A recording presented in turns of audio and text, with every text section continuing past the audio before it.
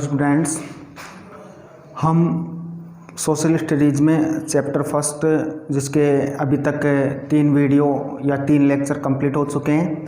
आज 4th lecture है। Last lecture video में हमने पढ़ा था मौर्य डायनेस्टी के बारे में, और मौर्य डायनेस्टी के 2 ग्रेट रूलर्स थे। एक का नाम था चंद्रगुप्त मौर्य और एक का नाम था बिंबिसार। उनके बारे में हम पढ़ चुके हैं और ये हमारे सिलेबस में भी हैं 10th क्लास के में। आज हम जो नेक्स्ट रूलर था द ग्रेट के बारे में पढ़ेंगे। अशोका का जो रूलिंग टाइम था या रूलिंग पीरियड था, अशोका द ग्रेट जो शासक था उसका रूलिंग पीरियड था 273 BC before common era to 232 before common era.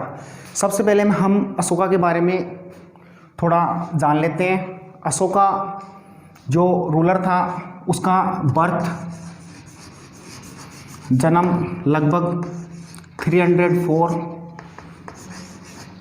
BC before common era में हुआ था। इनके फादर थे, फादर का नाम था बिंबिसार और मदर का नाम था शुभ्रांगी। तो ये इनके फादर थे बिंबिसार, जो इनसे पहले रूलर थे मौर्य डायनेस्टी के, या कह सकते हैं जो अशोका थे वो सन भी थे बिंबिसार के और सक्सेसर भी थे। तो अशोका की मदर थी, उनकी मदर का नाम था शुभ्रांगी। तो हमने देखा इनके फादर और मदर के बारे में। इनका बर्थ हुआ था 304 बिफोर कॉमन एरा में, और उनका जो कोरोनेशन हुआ था या कह सकते हैं राज्याभिषेक हुआ था वो हुआ था 273 बिफोर कॉमन एरा में, और उनका जो रूल था उनका रूल का एंड हुआ 232 बिफोर कॉमन एरा में। तो हम देखते हैं अशोका के बारे में।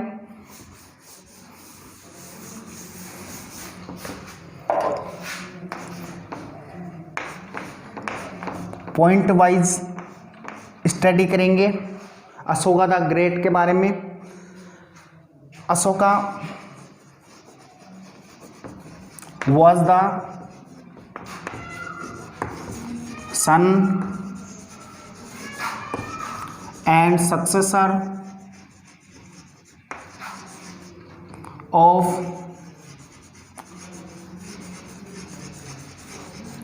बिंबिसार। बिंबिसार जो इनसे पहले रूलर रह चुके थे, उनके ये सन भी थे और सक्सेसर भी थे। सक्सेसर का मतलब होता उत्तराधिकारी। इन द मास्की एंड गुजरा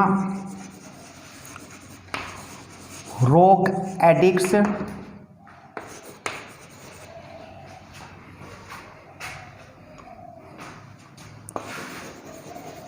द नेम अशोका फाउंड। तो अशोका ने जो भी, कहने का मतलब जो भी एडमिनिस्ट्रेटिव वर्क किए या कुछ भी परफॉर्मेंस की, तो सभी जो उनके कार्य थे उन्होंने किसके माध्यम से लिखा था? रोक एडिक्ट के माध्यम से। एडिक्ट क्या होता है? एडिक्ट एक ऑफिशियली ऑर्डर या कह सकते फरमान होता है, जिसको रिटर्न किया जाता है, पेपर पर भी किया जाता है, लेकिन यहाँ पर क्या आ रहा है? रोक। इसका मतलब उन्होंने ये जो भी एडिक्ट लिखे थे वो कहाँ पर लिखे थे? या तो किसी स्तंभ पर या किसी शिला पर। शिला का मतलब पहाड़ या पर्वत हो सकता है या कोई स्तंभ हो सकता है। तो गुजरा और मास की जो शिलालेख था उसमें अशोका का नाम अशोक पाया जाता है। इसके अलावा उसमें बताया गया था कि अशोक ने 2 टाइटल अज्यूम्ड की थी। एक का नाम था देवनाम प्रियदर्शी, एक का नाम था देवनाम पिय। तो अशोका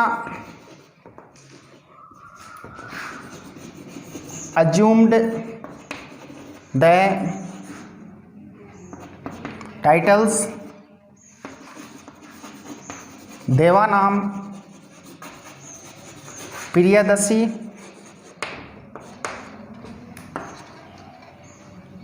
and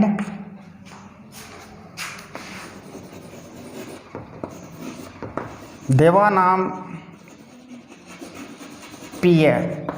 तो ये जो टाइटल्स थी, उपाधि थी, एक थी देवनाम प्रियदर्शी, एक थी देवनाम पिय। ये अज्यूम्ड की गई थी अशोक के द्वारा। अब जैसे अशोक का 7th ईयर कंप्लीट होते हैं कोरोनेशन में, तो अशोक का जो साम्राज्य था वो उत्तर में यानी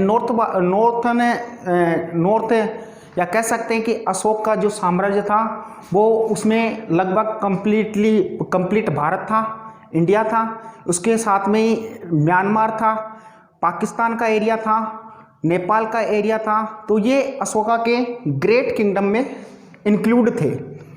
तो अशोका का साम्राज्य उत्तर में, भारत की बात करें तो उत्तर में हिंदू कुश पर्वत से लेकर दक्षिण में गोदावरी नदी तक था, पूर्व में जो अरुणाचल प्रदेश है वहाँ से लेकर इधर पश्चिम में पाकिस्तान तक था, क्योंकि एंशिएंट टाइम में जो पाकिस्तान था also the part of India, वो भारत का ही भाग था।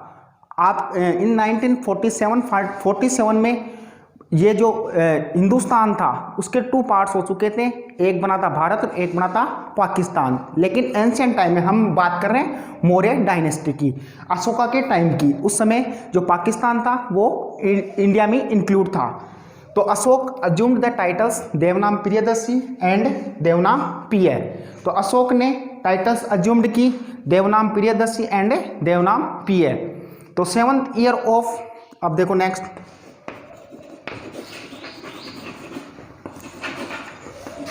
Seventh year of coronation Ashoka won the, या कह सकते हैं conquered the parts of Kashmir and खोटान।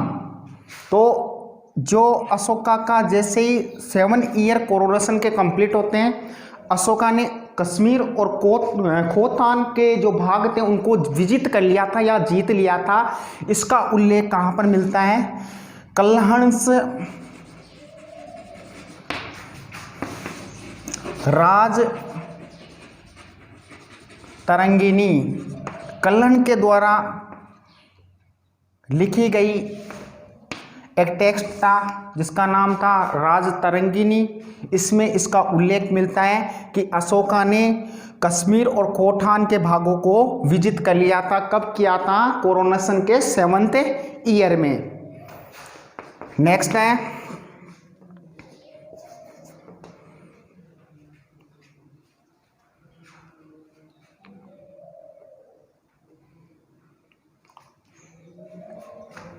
8th year of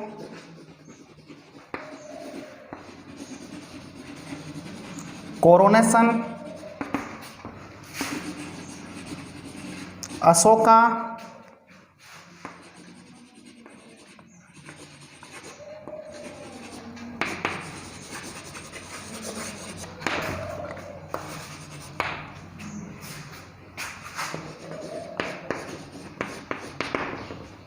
in 200 Ashoka invaded on Kalinga in 261 BCE। तो जैसे अशोका का कोरोनेशन का 8th ईयर था उसमें अशोक ने कलिंग पर आक्रमण किया।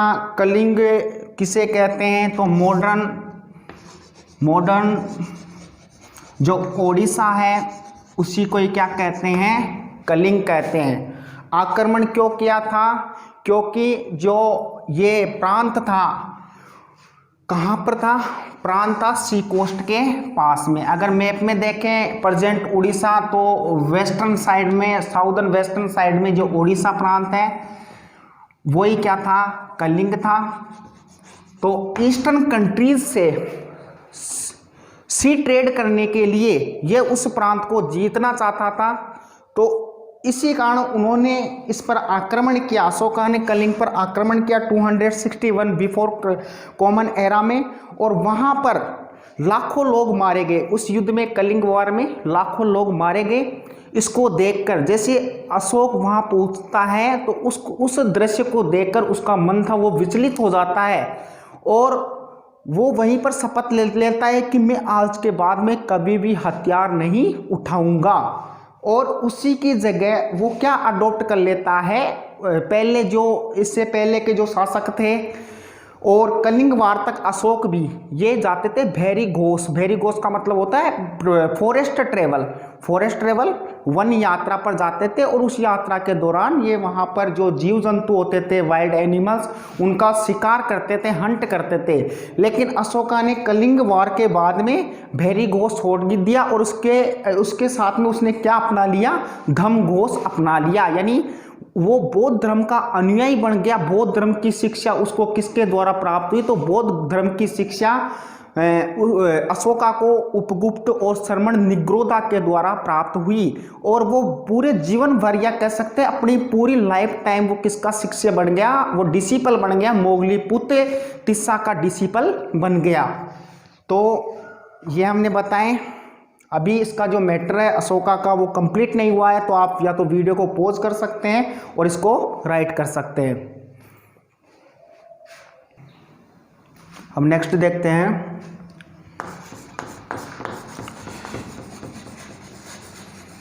नंदराज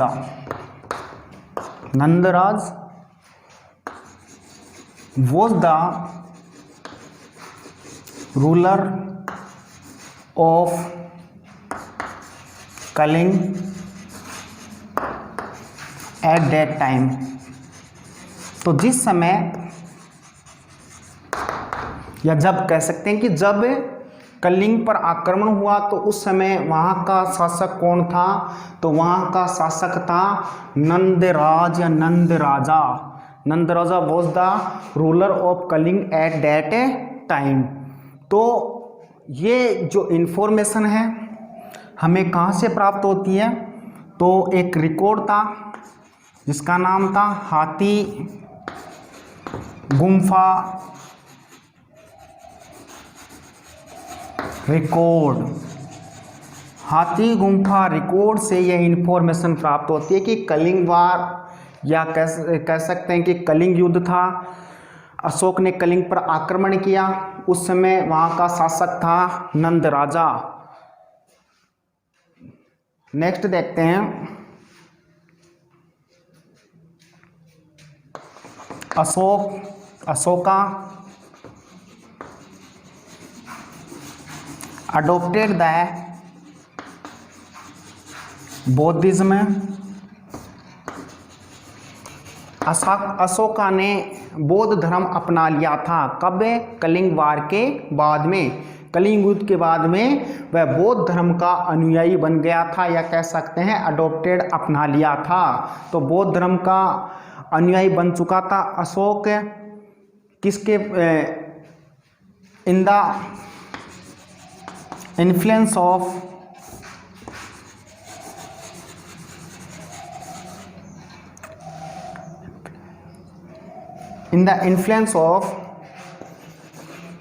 शर्मण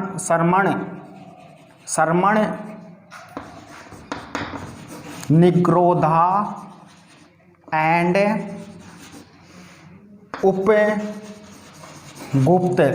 तो उपगुप्त और शर्मण निग्रोध के प्रभाव में आकर अशोका ने बौद्धिज्म या बौद्ध धर्म अडॉप्ट कर लिया था। नेक्स्ट देखते हैं Ashoka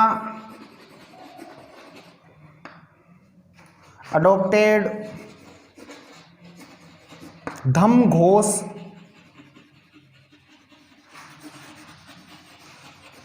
instead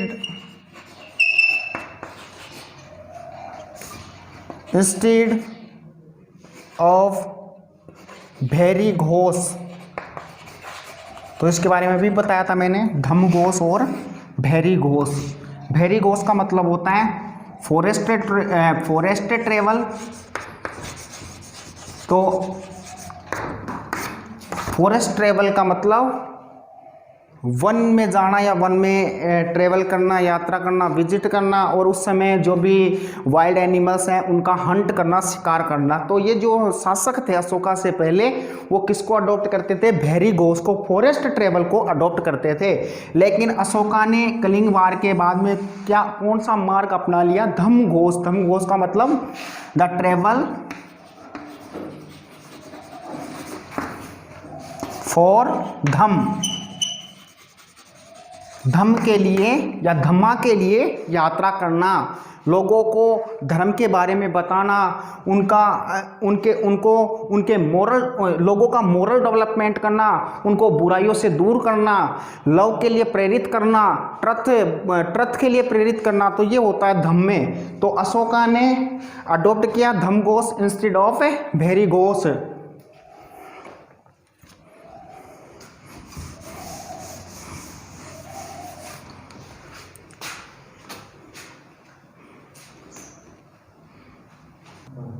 next,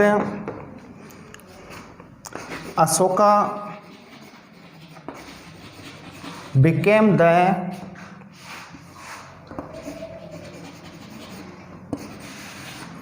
disciple of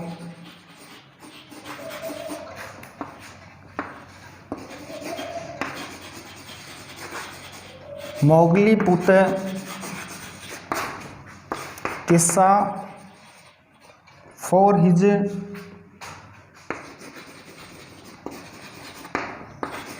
lifetime। तो अशोका अपने पूरे जीवन भर शिष्य बन गया। डिसिपल का मतलब होता है शिष्य। किसका शिष्य बना? मोगलीपुत्र तिस्सा का शिष्य बन गया। तो हमने ये देखा अशोका के बारे में। अब अशोका का जो धम्म है उसके बारे में देखते हैं। तो आप वीडियो को पॉज करें और इसको राइट कर लें।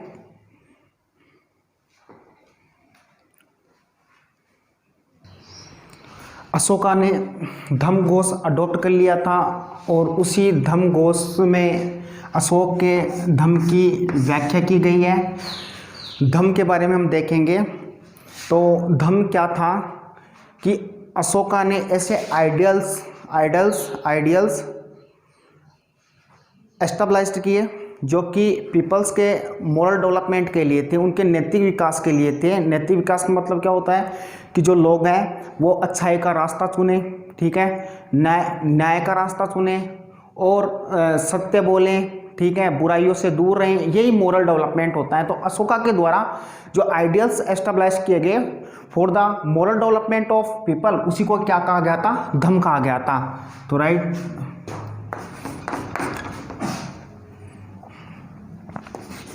Ashoka established ideals for the moral development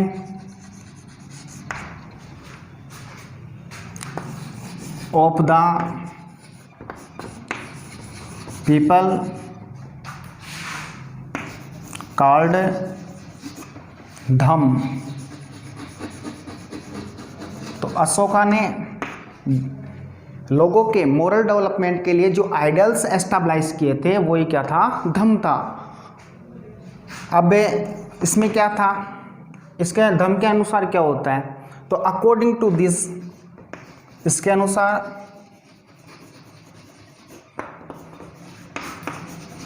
जो आइडल्स थे उसके बारे में हम बता रहे हैं। सनिंग ऑल द एविल्स, सभी बुराइयां होती हैं उनका त्याग करना, सनिंग करना, उनको छोड़ देना। इसके अलावा था welfare of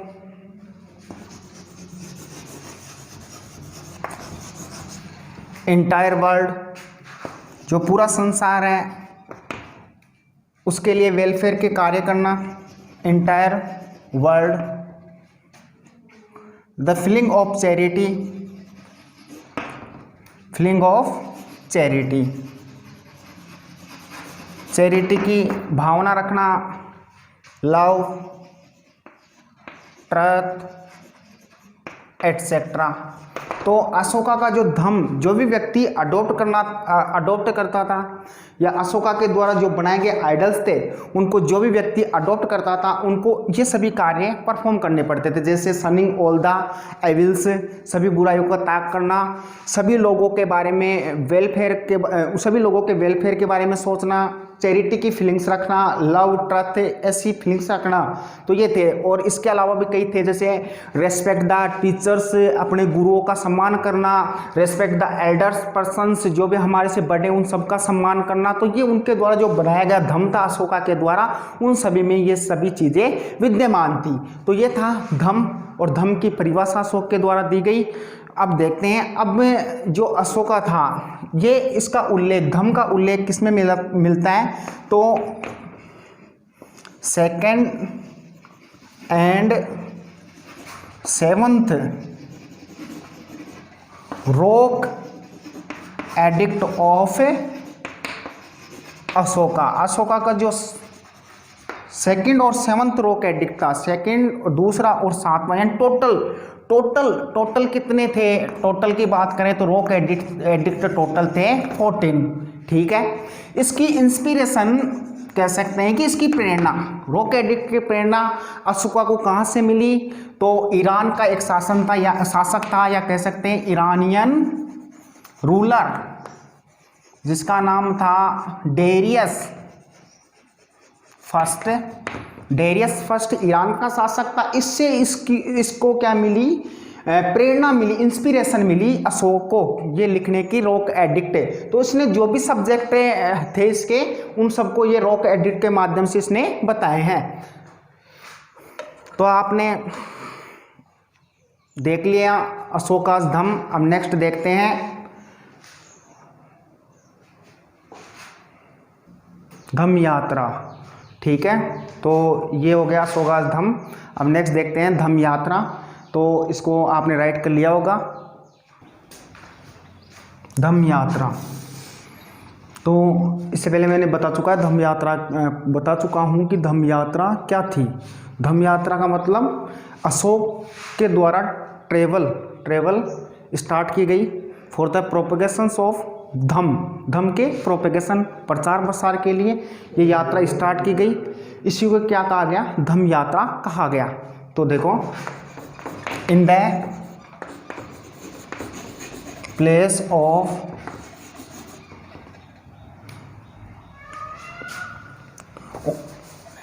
on the place of Vihar Yatra, जिसको कह सकते हैं forest travel,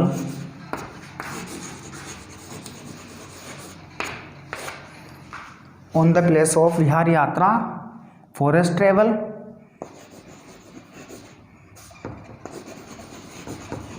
Ashoka started travel for the propagation of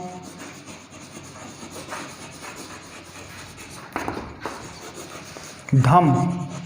तो धम्म के प्रचार प्रसार के लिए या प्रोपेगेशन के लिए, प्रोपेगेट करने के लिए अशोक ने स्टार्ट की यात्रा। उसी को क्या कहा गया,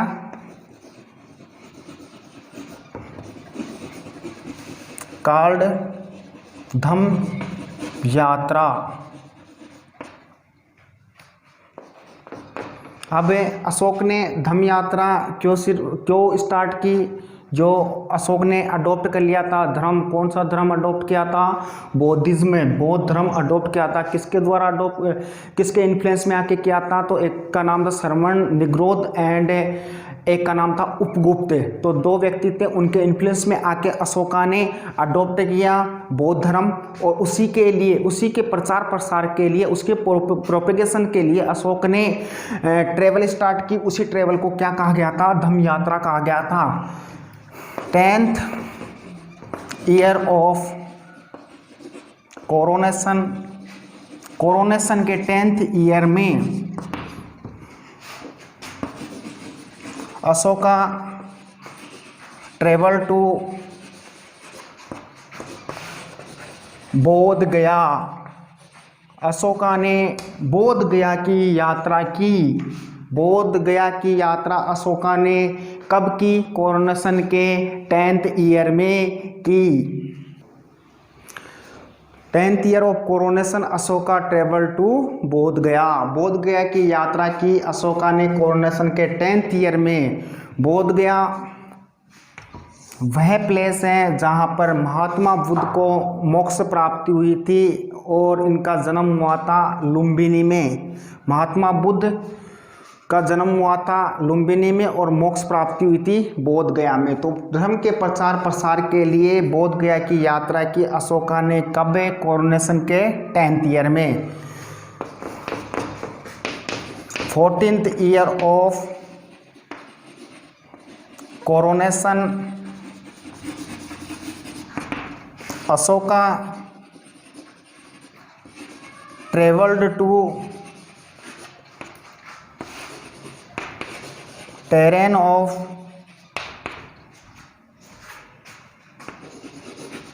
नेपाल। नेपाल के जो तराई क्षेत्र थे वहाँ पर अशोका ने ट्रेवल की। किसके लिए? फॉर द प्रोपेगेशन ऑफ धम्म के प्रचार प्रसार करने के लिए। तो ये धम्म यात्रा थी, इसके बारे में आप समझ गए होंगे। धम्म यात्रा क्या थी? तो अशोका ने विहार यात्रा के स्थान पर ट्रेवल स्टार्ट की। प्रोपेगेशन ऑफ धम्म के प्रचार प्रसार करने के लिए उसे क्या कहा गया? धम्म यात्रा कहा गया। 10th ईयर ऑफ कोरोनेशन में अशोका ने बोध गया की यात्रा की। 14th ईयर ऑफ कोरोनेशन यानी जैसे कोरोनेशन के 14th ईयर कंप्लीट हो गए उसके बाद में अशोका ने धम्म के प्रचार प्रसार करने के लिए नेपाल के जो तराई क्षेत्र थे वहाँ पर यात्रा की। अब नेक्स्ट देखते हैं धम्म महामात्र। तो ये आपको समझ में आ गया होगा। अब हम जो नेक्स्ट पॉइंट है धम्म महामात्र उस पर चलेंगे। तो आप इसको राइट कर सकते हैं।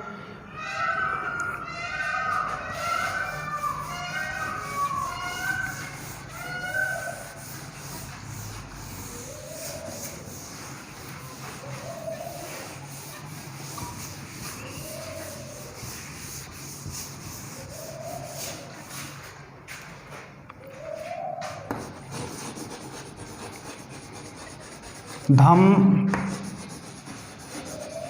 महामात्र। धम्म महामात्र, इससे पहले हमने अशोक के बारे में पढ़ा। अशोक का धम्म था उसके बारे में। अब है धम्म महामात्र, धम्म यात्रा। धम्म महामात्र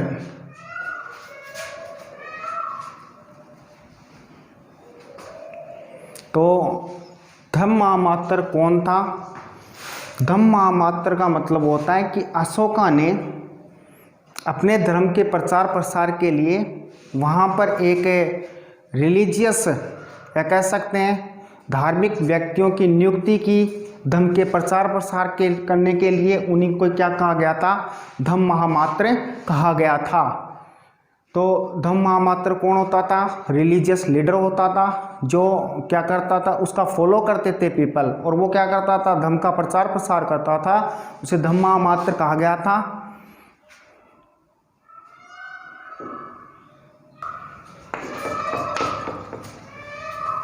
धम्म महामात्र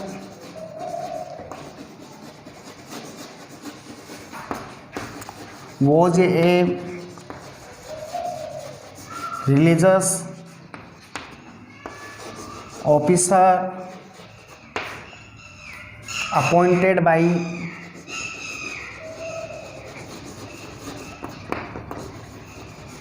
Ashoka for the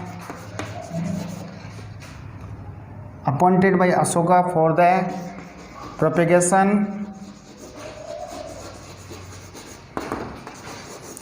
propagation of धर्म या रिलीजन, यानी धर्म के प्रचार प्रसार करने के लिए अशोका के द्वारा एक रिलीजियस धार्मिक अधिकारी की नियुक्ति की गई। उसे क्या कहा गया था? धम्म महामात्र। उसका वर्क क्या था? वर्क देखते हैं तो वर्क था जो नीडी पीपल्स होते हैं उनकी हेल्प करना, फाइनेंशियल हेल्प और अदर हेल्प, दोनों प्रकार की जो हेल्प थी, चाहे वो फाइनेंशियल हो या कोई अन्य हेल्प हो, उसकी हेल्प करना नीडी पीपल्स की।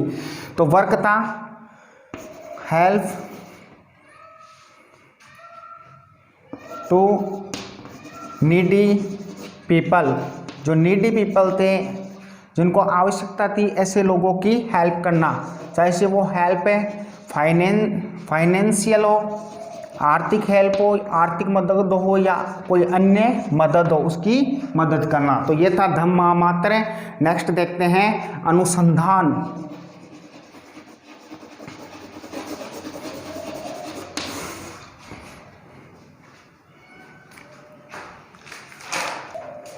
अनुसंधान क्या था कि प्रत्येक 5 वर्ष से जो राज्य के स्टेट एम्प्लॉयज़ या कह सकते हैं कि अशोका के समय में जो भी राज्य कर्मचारी थे, जैसे राजकुमार था या प्रिंस था, प्रिंसेस और प्रादेशिक युक्ताज, रज्जुक, इनको यानी अदर रीजन में भेजा जाता था एवरी 5 ईयर्स, यानी दूसरे क्षेत्रों में भेजा जाता था। किसके लिए? धर्म के प्रचार प्रसार के लिए, धर्म के प्रोपेगेशन के लिए, या कह सकते हैं for the propagation of religion.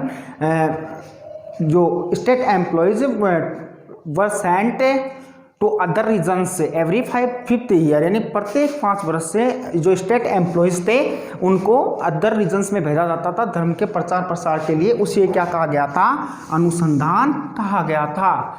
तो राइट करते हैं,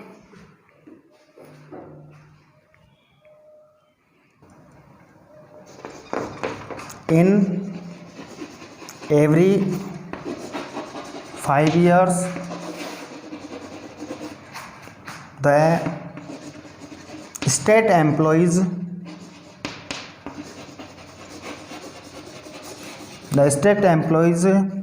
such as prince,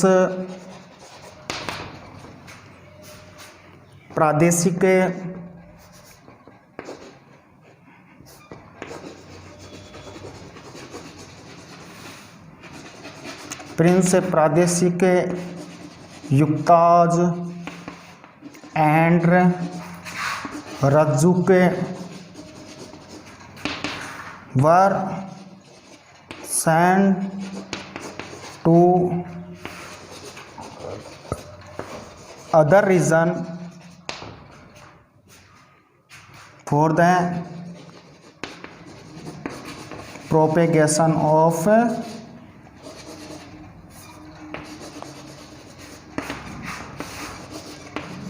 रिलीजन, और उसे क्या कहते हैं? अनुसंधान।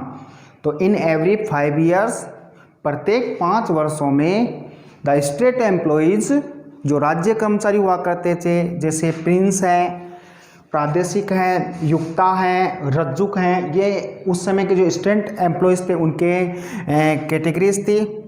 तो इनको अदर रीजन में भेजा जाता था, किसके लिए? धर्म के प्रचार प्रसार करने के लिए, और उसी को क्या कहा गया था? अनुसंधान कहा गया था। तो अब देखते हैं नेक्स्ट। हमने अभी तक अशोका के बारे में पढ़ा। अशोका के बाद में उसका जो अशोका का जो धम्म था, उसकी जो धम्म यात्रा थी, धम्म महामात्र और अनुसंधान। अब जो लास्ट टॉपिक बच रहा है रॉक एडिक्ट्स, उसको हम नेक्स्ट वीडियो में देखेंगे। Thank you.